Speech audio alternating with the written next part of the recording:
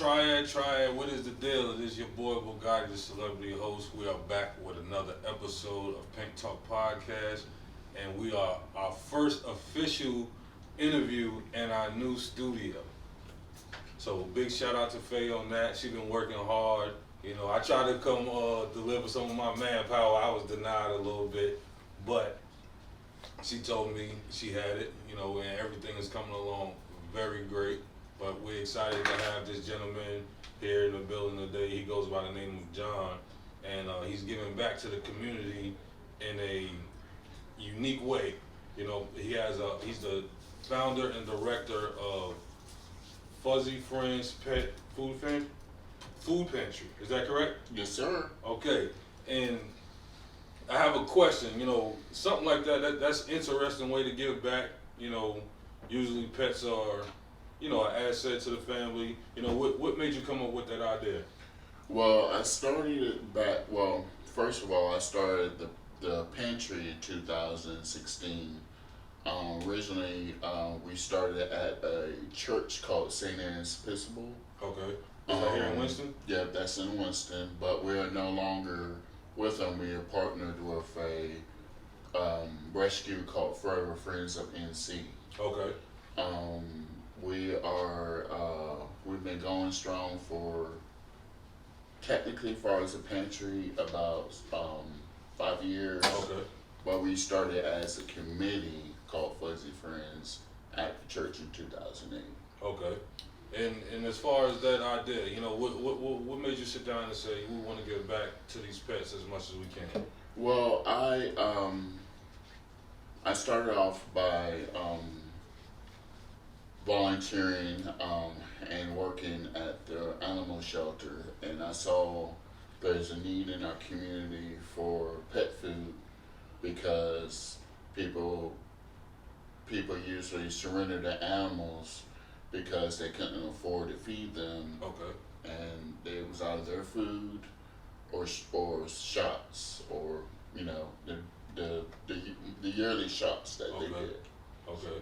So as far as the food pantry, what are some of the things that Fuzzy Friends offer to these pets in need? Well, we offer only food for cats and dogs. Unfortunately, we don't have the donations to spread out, as far as rabbits, guinea pigs, the smaller animals. Okay. But we do have people who ask for pet food for their guinea pig or hamster, but we really can't give out food for them because we don't have it. We base, on it each holiday. We usually, like, for example, it's Valentine's, we might get maybe a couple blankets donated for Valentine's, or some treats to give out to the community, but it's basically based off donations. Okay.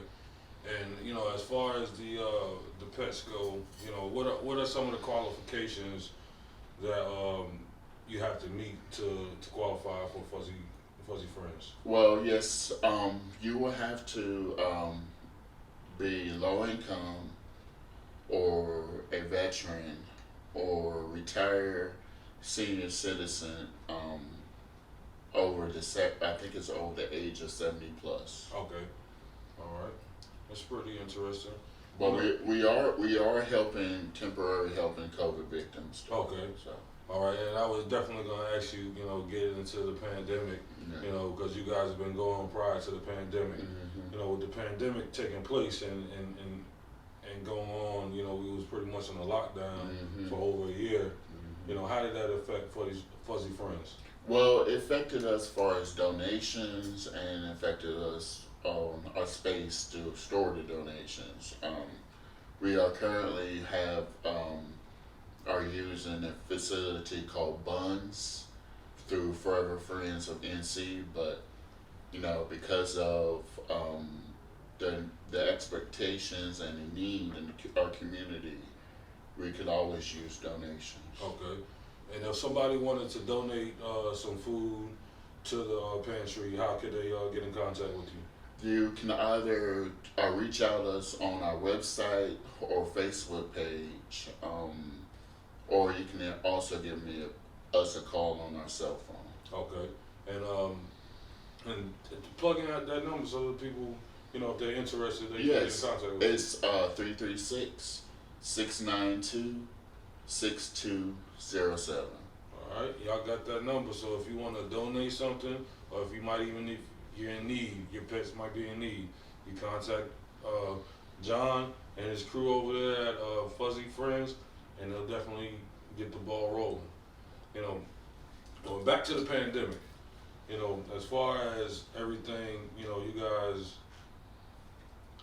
were affected by it. The donations obviously were not as significant as they were prior. Mm-hmm. How did y'all overcome? We really haven't overcome, actually. We still recuperating as far as volunteers and donations, but we really could use volunteers. Right now, we only have a handful of volunteers, unfortunately. And with volunteering, what does that entail? So, a volunteering that entails, well, there is a volunteer application, but entails volunteering at Pantry Day, which is the first and third and fourth Saturdays.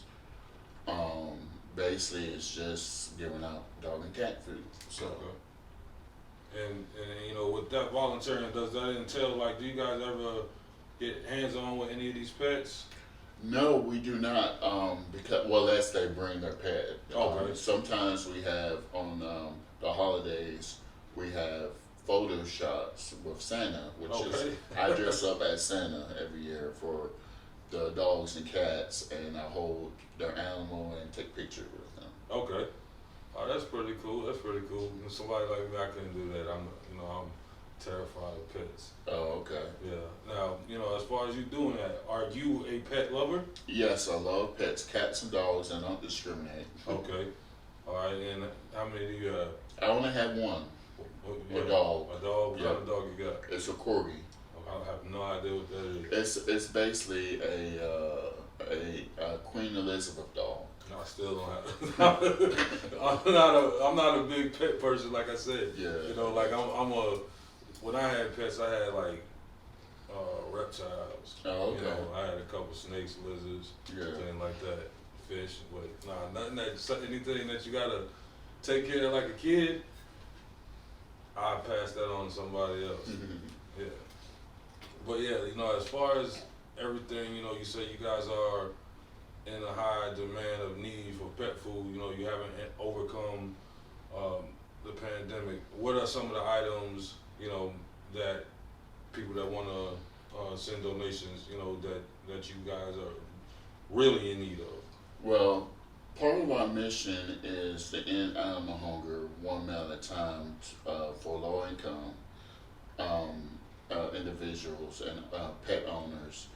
We basically only need dog and cat food. That's only that's the necessity right now. Okay. We, if you want, normally when it's the winter, we ask for blankets and food. Okay. For the people who keep their dogs outside with water and food. But we don't encourage that, but at the same time, you got to do what you got to do. So we try to educate the community and give out blankets with Forever Friends of NC, and give out straw, straw for bedding straw. Okay. Yeah. Okay. All right. That's pretty cool. And as far as I heard you just mention, try to educate. A lot of people, may have pets and might not know how to properly care for a pet. Is that something that you guys offer down at Fuzzy Friends? Yes, our partner does. It's Forever Friends of NC. You can always go on their website. You can search Forever Friends of NC. They should have a lot of information on their website on how you can get involved in your pet's care. Okay. And as far as dieting, some people, I've seen people just feed their pets scraps, and like, what is a proper diet for a cat or a dog? Well, let me first stop you there. I would love to give my dogs scraps, but in all honesty, it's not healthy for them. Okay. I know sometimes when people run out of food, they do give their human food to the animal because they don't want them to starve, which is, you know, sad, but that's the reality of this situation. But you really shouldn't be giving out human food to dogs or cats. Okay. Because it's not healthy. Okay. And what are some of the causes, from that? Well, so if for example, there's a lot of human food that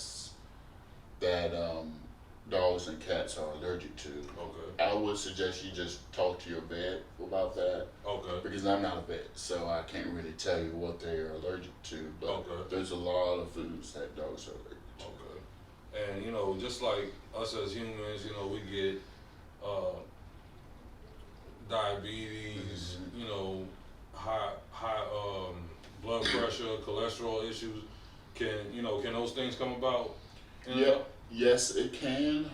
That's usually because they've been given human food. Okay. But I would suggest you talk to your vet for that information, because I'm not a vet, but by experience, I have learned that when you give human food to dogs and cats, it's not very healthy. Okay.